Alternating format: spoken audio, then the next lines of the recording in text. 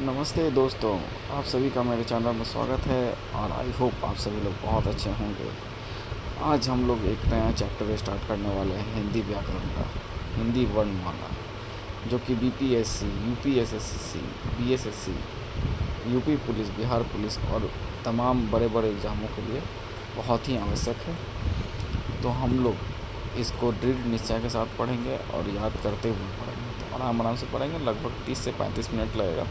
तो आप लोग अंत तक रहिएगा और वीडियो को लाइक और शेयर कीजिएगा और चैनल को सब्सक्राइब कीजिएगा, अपना प्यार दीजिएगा। चलिए स्टार्ट करते हैं। तो इसका नाम है हिंदी वर्णमाला।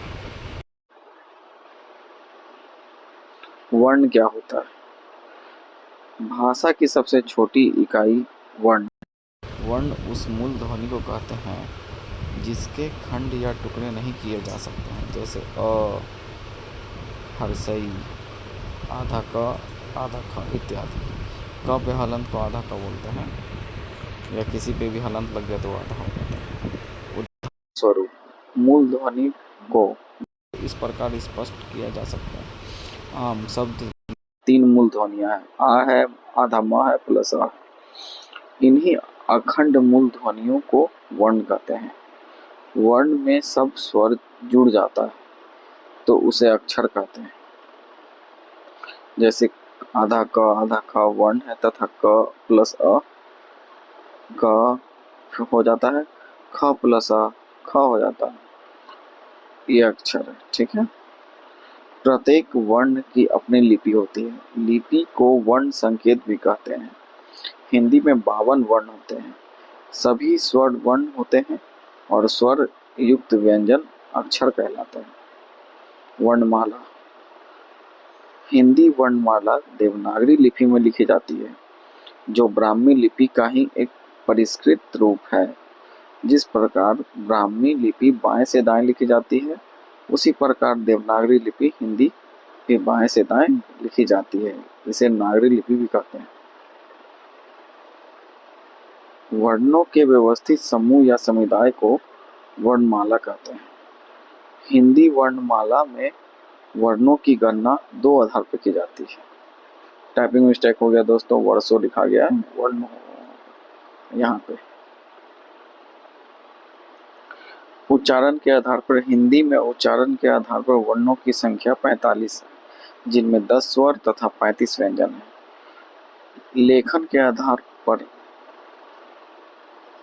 लेखन के आधार पर वर्णों की संख्या 52 है, जिनमें 13 स्वर, 35 व्यंजन तथा संयुक्त व्यंजन है। हिंदी वर्णमाला में दो प्रकार के वर्ण होते हैं, स्वर तथा व्यंजन। स्वर आ, अ, आ, हर्षई, दीर्घई, हर्षौ, दीर्घौ, री, ए, ऐ, ओ, औ, अंग, अ। ठीक है। अंग आ जो है ना, वो क्या है, तो वो अयोग वाह है।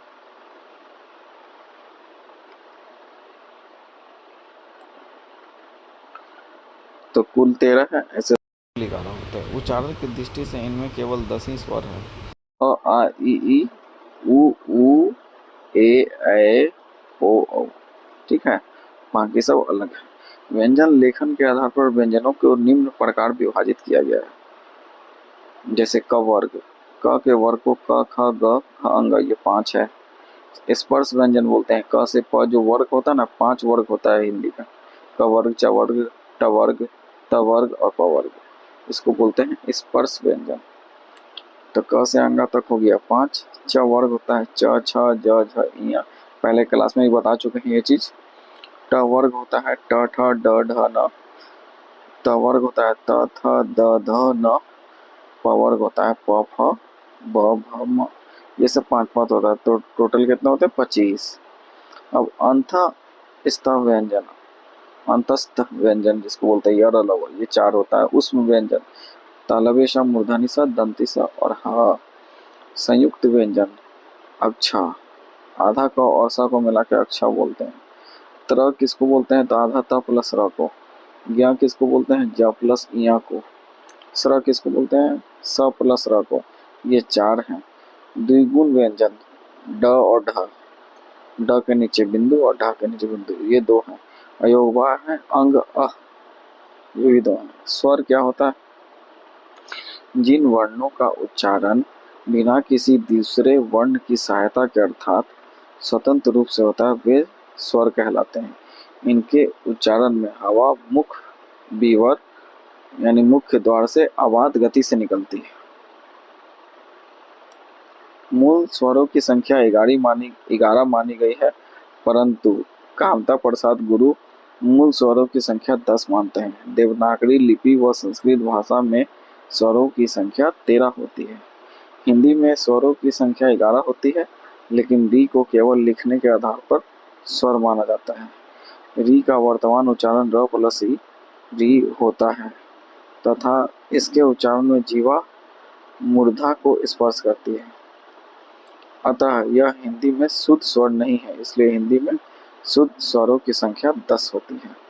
मात्रा या उच्चारण में लगने वाले समय के आधार पर पहला हर्षो व मूल, जो हर्षय लिखाता है हर्षय या मूल स्वर वे स्वर जिनके उच्चारण में कम समय एक मात्रा का समय लगता है मूल स्वर या हर्षो स्वर कहलाते हैं, जैसे अ, ई, हर्षई, दीर्घई, हर्षऊ, उ और री। दीर्घ स्वर जिन स्वरों के उच्चारण में हर्षो स्वरों की अपेक्षा कुछ अधिक समय 2 मात्रा का समय लगता है वे दीर्घ स्वर कहलाते हैं, जैसे आ, दीर्घई, दीर्घऊ, ए, ऐ, ओ, औ। दीर्घ स्वरों की रचना 2 स्वरों को जोड़कर होती है, इसलिए इन्हें संयुक्त स्वर भी कहा जाता है। ये निम्न 2 प्रकार के होते हैं। पहला होता है सजातीय स्वर, ऐसे दीर्घ स्वर जिनका निर्माण एक ही स्थान से बोले जाने वाले स्वर के सहयोग से होता है, सजातीय स्वर कहलाते हैं, जैसे आ, दीर्घई और उ। इन्हें मूल दीर्घ स्वर भी कहा जाता है। विजातीय स्वर ऐसे स्वर जो विभिन्न स्थानों से बोले जाने वाले स्वर के संयोग से निर्मित हुआ हो विजातीय स्वर कहलाते हैं, जैसे ए, ऐ, ओ, औ। इन्हें संयुक्त स्वर के नाम से भी जाना जाता है। प्लुत स्वर वे स्वर जिनके उच्चारण में दीर्घ स्वर से भी अधिक समय लगता है, जैसे प्लुत स्वर कहलाते हैं, जैसे ओम, हम लोग ओम बोलते हैं। इन स्वरों का उपयोग मुख्यतः नाटक के संवादों अथवा किसी को पुकारने के लिए कहा जाता है, मुख्य विवर के खुलने के आधार पर। दूसरा है विवृत जिन स्वरों के उच्चारण में मुख्य द्वार पर पूरा खुलता है उन्हें विवृत स्वर कहते हैं, जैसे आ। अर्धविवृत जिन स्वरों के उच्चारण में मुख्य द्वार आधा खुलता है उन्हें अर्धविवृत स्वर कहते हैं, जैसे अ, ऐ, ओ, अ। समृत जिन स्वरों के उच्चारण में मुख्य द्वार लगभग बंद रहता है उन्हें समृत स्वर कहते हैं, जैसे हर्षई, दीर्घई, हर्षऊ, दीर्घऊ। अर्ध समृत जिन स्वरों के उच्चारण में मुख्य द्वार का आधा बंद रहता है, मुख्य द्वार जो है ना वो आधा बंद रहता है, उन्हें अर्ध स्वर समृत स्वर कहते हैं, जैसे ए, ओ।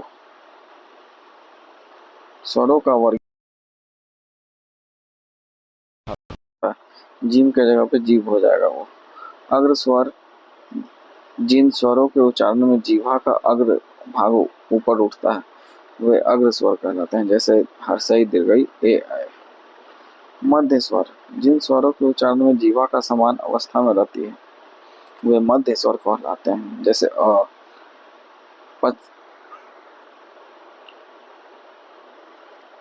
पसच स्वर जिन स्वरों के उच्चारण में जीवा का पसच भाग ऊपर उठता है, पचस स्वर, ठीक है, वे पचस स्वर कहलाते हैं, जैसे आ, उ, दीर्घऊ, ओ, औ, आ। ओंठों ओंठ की स्थिति के आधार पर अवृत मुखी जिन स्वरों के उच्चारण में ओंठ वृत्त मुखी या गोलाकार होते उन्हें अवृत मुखी स्वर कहते हैं, जैसे आ, हर्षई, दीर्घई, ए, ऐ। वृत्त मुखी जिन स्वरों के उच्चारण में ओंठ वृत्त मुखी या गोलाकार होते हैं उन्हें वृत्त मुखी स्वर कहते हैं, जैसे हर्षऊ, दीर्घऊ, ओ, औ, आ। हवा के नाक व मुंह से निकलने के आधार पर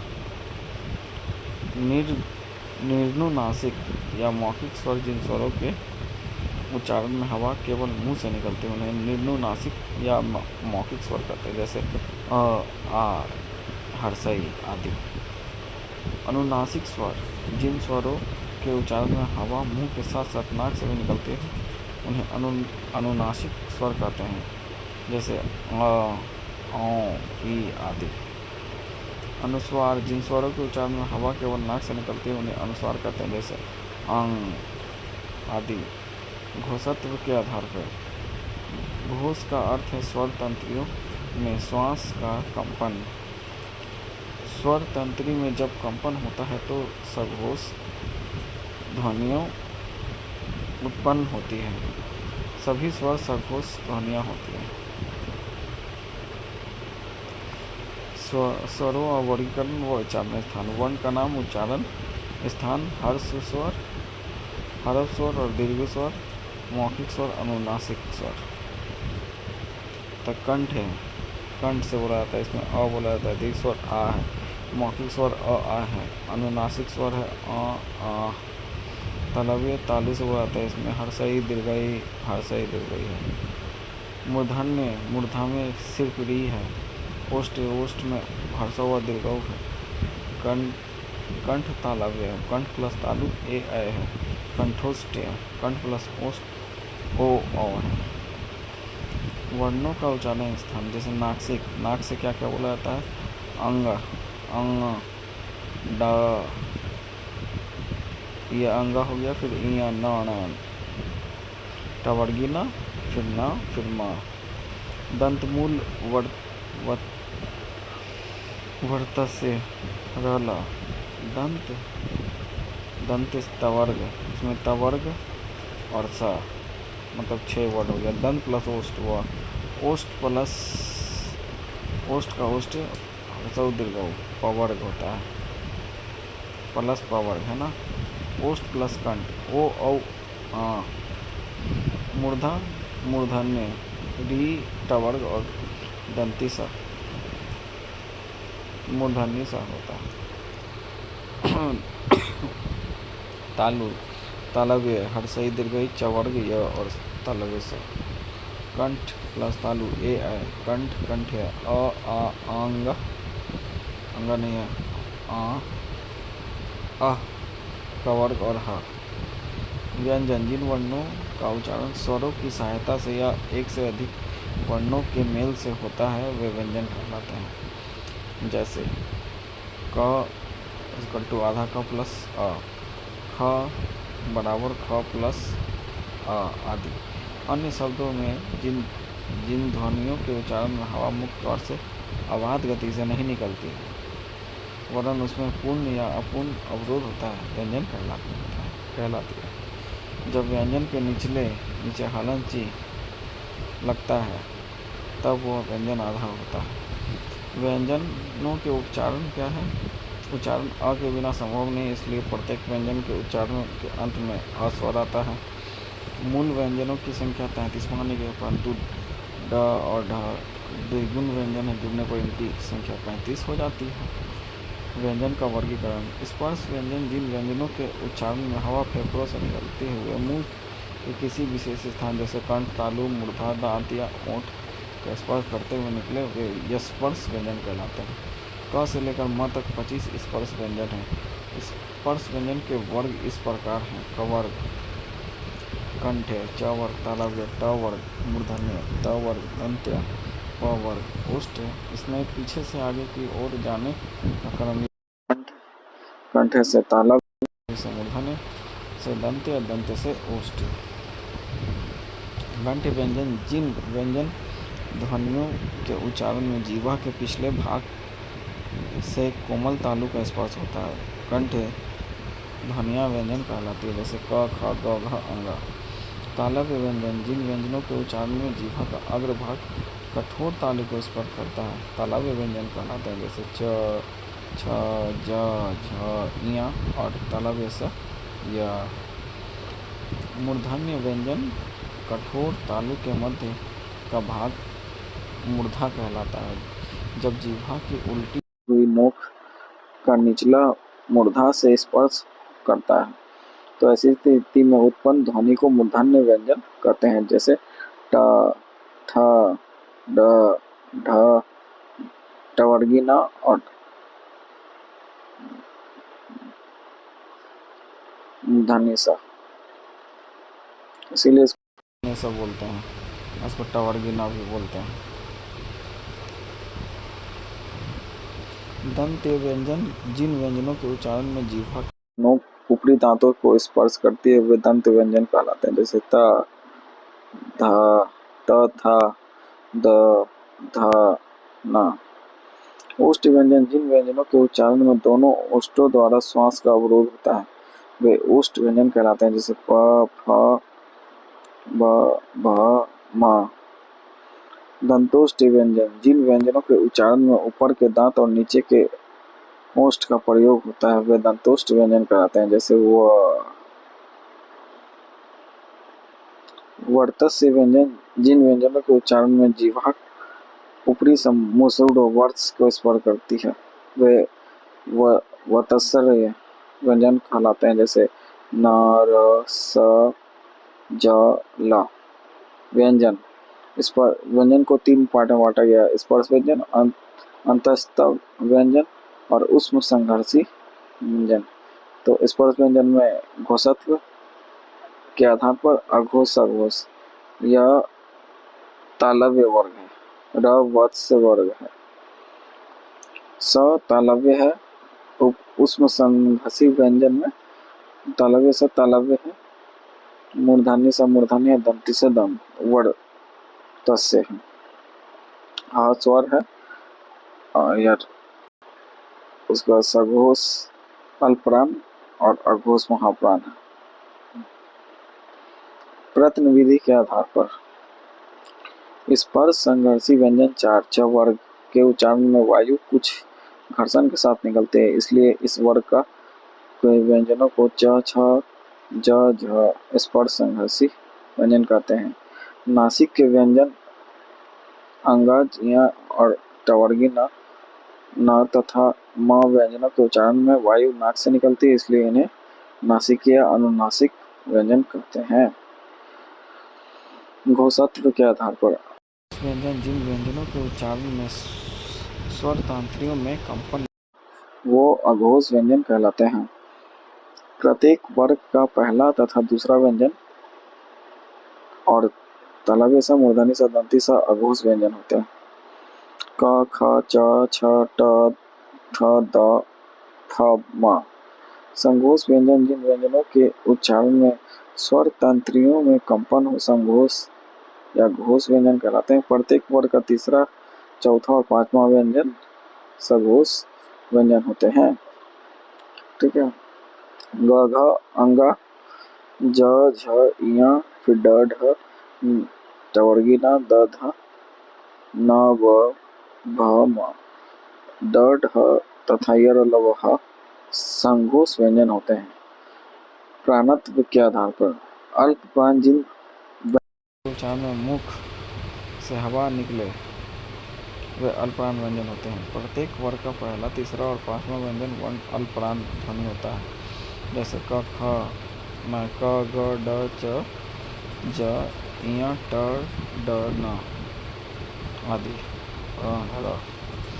महाप्राण जिन्हें व्यंजनों के उच्चारण में मुख से अधिक हवा निकलने वे महाराणा प्रताप महाप्राण व्यंजन होते हैं। प्रत्येक वर्ग का दूसरा और चौथा व्यंजन वर्ण महाप्राण होता है, जैसे ख, घ, छ, झ, ट, ढ, ढ, तालव्य स मूर्धन्य स दंती स ह आदि।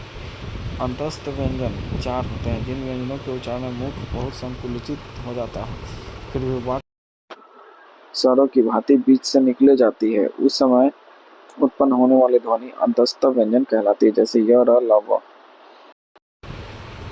य, व अर्ध स्वर है, वे ध्वनि जो कभी स्वर कमी व्यंजन। र लुंठित, इसके उच्चारण में जीभ ऊपर की ओर मुड़ जाती है। पररेख जिन व्यंजनों के उच्चारण में जीभ तालु को छुए किंतु पार्श्व में से हवा निकल जाए, उष्मा और संघर्षी व्यंजन ये भी चार वह है जिन व्यंजनों के उच्चारण में एक प्रकार की गर्माहट या सुरसुराहट सी प्रतीत होती है वे उष्म संघर्षी व्यंजन कहलाते हैं, जैसे तालव्य स, मूर्धन्य स, दंती स और हा। स्वर यंत्रमुखी या काकल्य व्यंजन जिन व्यंजनों के उच्चारण में अंदर से आती हुई श्वास तीव्र रोक से स्वर यंत्र मुख पर संघर्ष उत्पन्न करती है, स्वर यंत्रमुखी व्यंजन कहलाते हैं, जैसे ह।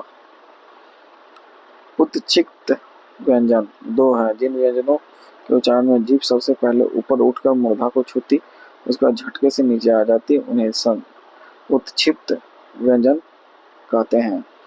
हर्षई ई उत्क्षिप्त व्यंजन है। यह व्यंजन संस्कृत में नहीं थे, अतः इन्हें नवीन नए व्यंजन भी कहते हैं। संयुक्त व्यंजन 4 नंबर, दो अलग अलग व्यंजनों को मेल से बनने वाले व्यंजन को संयुक्त व्यंजन कहते हैं। इनकी संख्या 4 होती है। ठीक है। छ किससे बना है? तो क और स, टवर मूर्धन्य स से। ज्ञ किससे बना है? ज और य से। त्र किससे बना है? त प्लस र से। स्र किससे बना है? स प्लस र से। अयोगवा अनुसार और विसर्ग ऐसे ध्वनियां हैं जो न स्वर और न ही व्यंजन। आचार्य किशोरीदास वाजपेयी ने इन्हें अयोगवा कहा है क्योंकि ये बिना किसी से योग किए ही अर्थ वहन करते हैं। हिंदी वर्णमाला में इनका स्थान स्वरों के बाद और व्यंजनों से पहले निर्धारित किया गया है। हिंदी में इनकी संख्या 2 है, अंग, आ और आ। अनुसार को शीर्ष बिंदु वाला वर्ण तथा विसर्ग को पार्श्व बिंदु वाला वर्ण भी कहते हैं। अनुस्वार व विसर्ग को स्वरों के साथ रखा जाता है, लेकिन ये स्वर ध्वनियां नहीं है क्योंकि इनका उच्चारण व्यंजनों के उच्चारण के समान अस्वर की सहायता से होता है। इनमें अंतर यह है कि व्यंजन में स्वर पीछे आते हैं तथा इन दोनों में स्वर पहले आता है। जैसे क प्लस अ क हो गया, अ प्लस अ अंग हो गया बिंदु, अ हो गया अंग, अ प्लस डबल डॉट हो गया अंग, अ। द्वितीय व्यंजन जब एक ही व्यंजन वर्ण 2 बार प्रयोग किया जाता है तब उसे द्वितीय व्यंजन कहते हैं। जैसे क्री प्लस का मतलब आधा का प्लस का, तो पक्का चक्का हो गया, च छ, सच्चा बच्चा, गुड्डू गुड्डा, सत्ता कुत्ता, मुन्नी सुन्नी। मिट्टी मिट्टी मिट्टी खट्टी जो भी है, खट्टी मीठी, सज्जा लज्जा।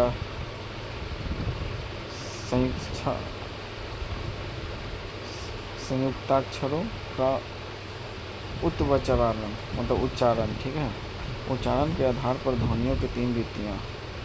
संयुक्त ध्वनि 2 या 2 से अधिक व्यंजन ध्वनियों परस्पर संयुक्त होकर संयुक्त ध्वनियाँ कहलाती है, जैसे प्राण, घ्राण, कलांत आदि। ये ध्वनियाँ अधिकतर तत्सम शब्दों में पाई जाती हैं। संपृक्त ध्वनि जब एक ध्वनि 2 ध्वनियों से जुड़ी होती है तब वह संपृक्त ध्वनि कहलाती है, जैसे संबल। यहाँ स और ब ध्वनि के साथ आधा म ध्वनि जुड़ी हुई है। युग्मक ध्वनि एक ही ध्वनि द्वित्व हो जाए तब वो युग्मक ध्वनि कहलाती है, जैसे अक्षुण, प्रफुल्ल, प्रसन्नता। वर्गीकरण उच्चारण स्थान। कंठ है, कंठ से प्राण का है अघोष, इसमें भी वैसे ही है 25 ताला हुआ। कंठ से बोलते हैं, तालव से बोलते हैं, मूर्धन्य से बोलते हैं, एकदम तो आगत गृहित ध्वनियाँ अंग्रेजी तथा अरबी, फारसी, उर्दू में भाषा के शब्द होते हैं। इन्हें आगत या गृहित ध्वनियाँ कहा जाता है क्योंकि ये ध्वनियाँ हिंदी वर्णमाला में आधा देखा के नीचे बिंदु है, खा के सब के नीचे बिंदु है।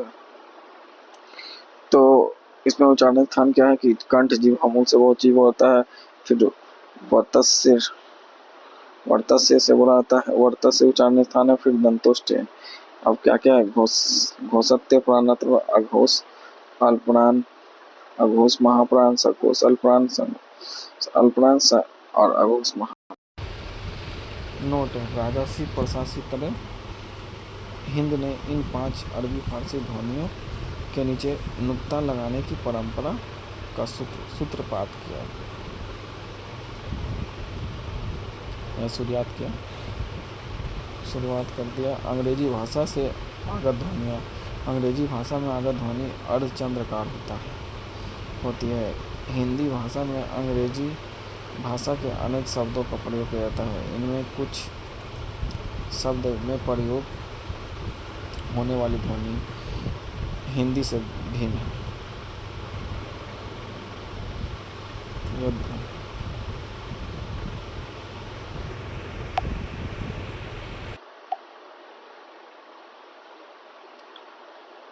हिंदी से भिन्न यह ध्वनि आ है, जो हिंदी की आ तथा ओ के बीच की ध्वनि है। इसलिए हिंदी में इसके शुद्ध उच्चारण तथा लेखन के लिए अर्धचंद्राकार नामक चिन्ह विकसित किया गया है।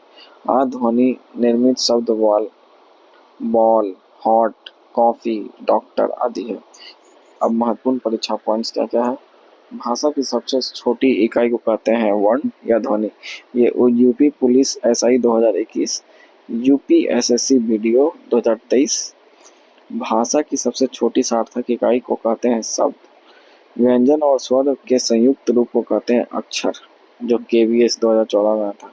स्वरों के उच्चारण में लगने वाले समय को कहते हैं मात्रा। डाइट का जो एग्जाम होता ना, प्रोफेसर 2014 में आया था। वर्णमाला में 2 प्रकार के वर्ण हैं, स्वर व व्यंजन। डाइट का फुल फॉर्म आप लोग लिख लीजिएगा, district institute of education and training.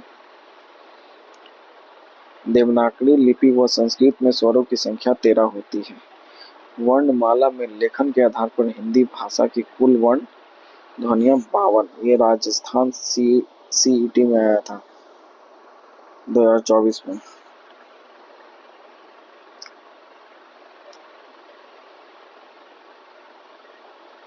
केंद्रीय हिंदी निदेशालय ने हिंदी की मानक वर्णमाला में मूलतः 11 स्वर और 35 व्यंजन ध्वनियों को स्थान दिया है। बोलते समय मुख के 5 उच्चारण स्थानों का प्रयोग किया जाता है। यूपी पुलिस कांस्टेबल 2024 में आया था।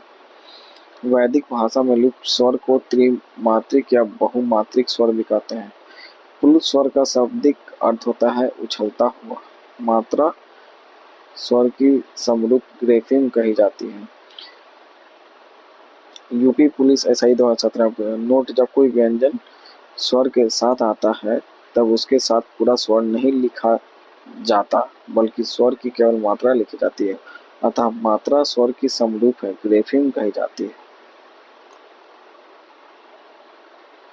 क्योंकि बहुत ज्यादा फास्ट पढ़ा जाता है। जिस शब्द के अंत में अ आए उसे आकारांत शब्द कहते हैं। जिस शब्द के अंत में आ आए उसे आकारांत शब्द कहते हैं।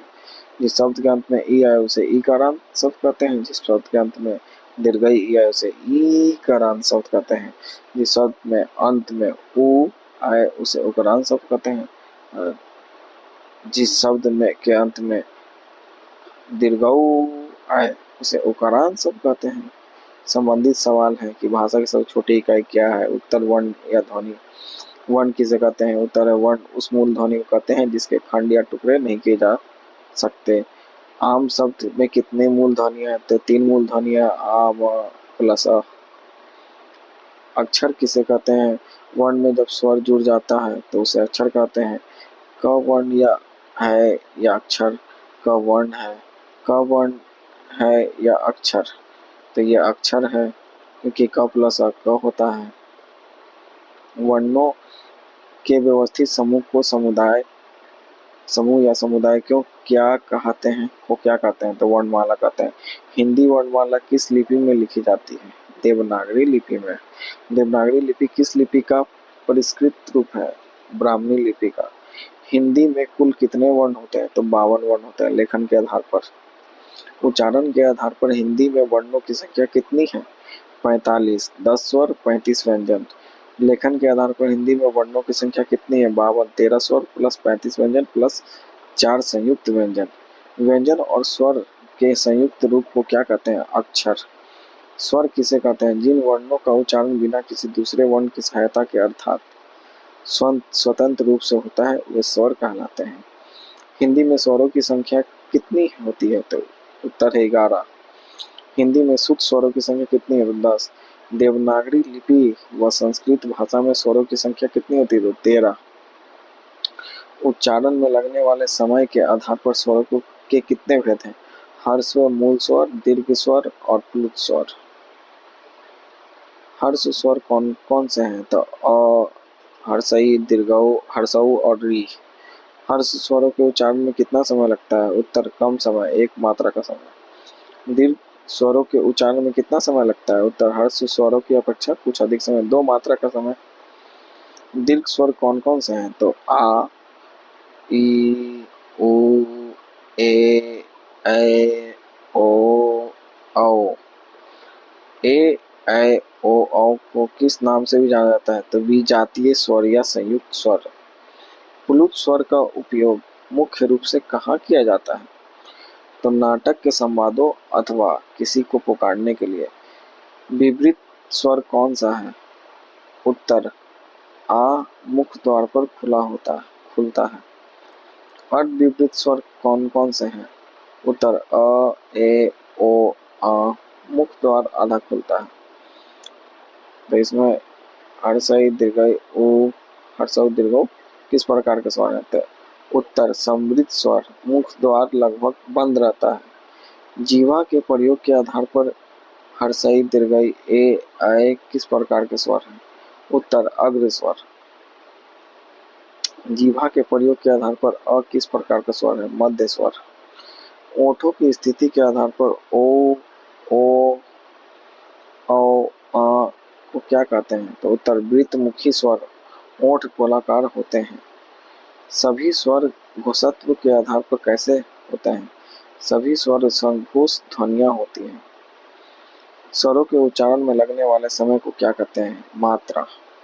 व्यंजन किसे कहते हैं? जिन वर्णों का उच्चारण स्वरों की सहायता से होती है वे व्यंजन कहलाते हैं।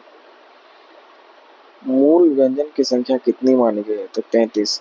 द्विगुण व्यंजन ड, ढ जोड़ने पर व्यंजनों की संख्या कितनी होती है? तो 35। स्पर्श व्यंजन कितने होते हैं? तो क से लेकर म तक 25 स्पर्श व्यंजन होते हैं। क वर्ग क, ख, ग, घ, अंग का उच्चारण स्थान क्या है? तो कंठ है। फिर चवर्ग का उच्चारण स्थान क्या है? तो तालव्य। वह किस प्रकार का व्यंजन है और इसका उच्चारण स्थान क्या है? तो दंतोष्टि व्यंजन। ऊपर के दांत और नीचे के ओष्ठ का प्रयोग होता है। अंतस्थ व्यंजन कौन कौन से हैं? य, र, ल, व। य और व को क्या कहते हैं? अर्ध स्वर। र को किस नाम से जाना जाता है? लुंठित। ल को किस नाम से जाना जाता है? पार्श्विक। जिह्वा तालु को छुए किंतु पार्श्व से हवा निकल जाए। उष्म या संघर्षी व्यंजन कौन कौन से हैं? तालव्य स, मूर्धन्य स, दंती स और ह। प्रत्येक वर्ग का पहला और दूसरा व्यंजन घोषत्व के आधार पर क्या कहलाता है? अघोष व्यंजन। प्रत्येक वर्ग का तीसरा, चौथा और पांचवा व्यंजन घोषत्व के आधार पर क्या कहलाता है? सघोष या घोष व्यंजन।